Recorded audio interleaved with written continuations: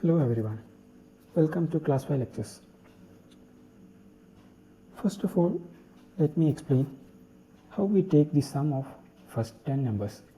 That is, what is the sum of first 10 numbers, which is 1 plus 2 plus 3 plus etc. plus 9 plus 10. So this is very difficult thing. We have to add each and every term. So the basic idea of this kind of addition is 1 plus 10 gives 11, 2 plus 9 gives 11, and similarly we have 5 pairs of this one.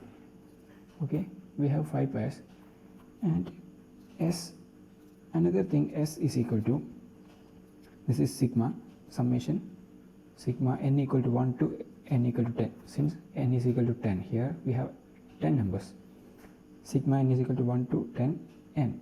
So this thing is this one. But we checked what is happening inside here.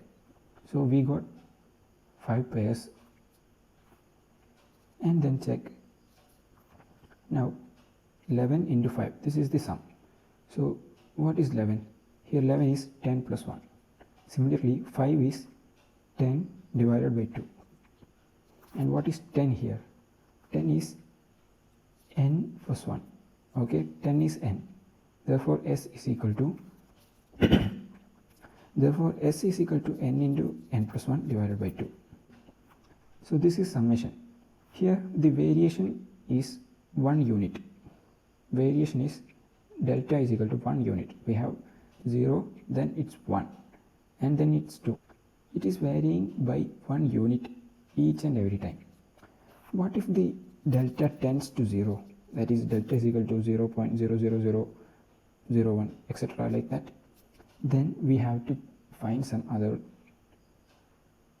In this case we cannot use this type.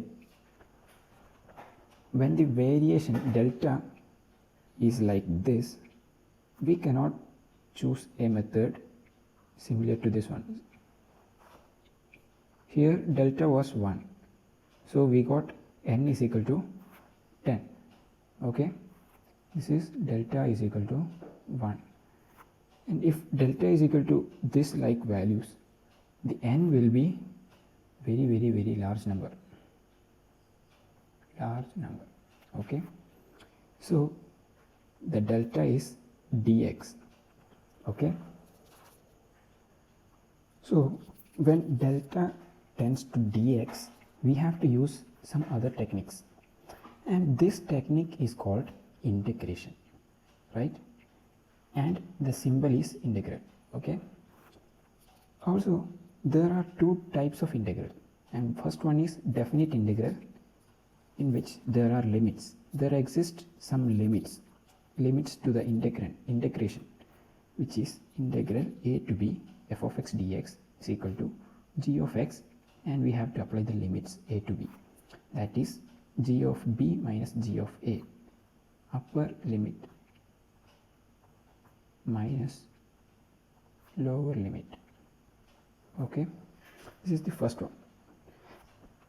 And the second one is quite simple, which is indefinite integral, in which there doesn't exist any limits or anything like that.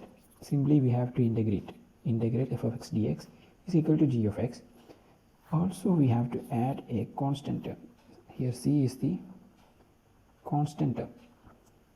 Okay, for more videos visit classfly.in.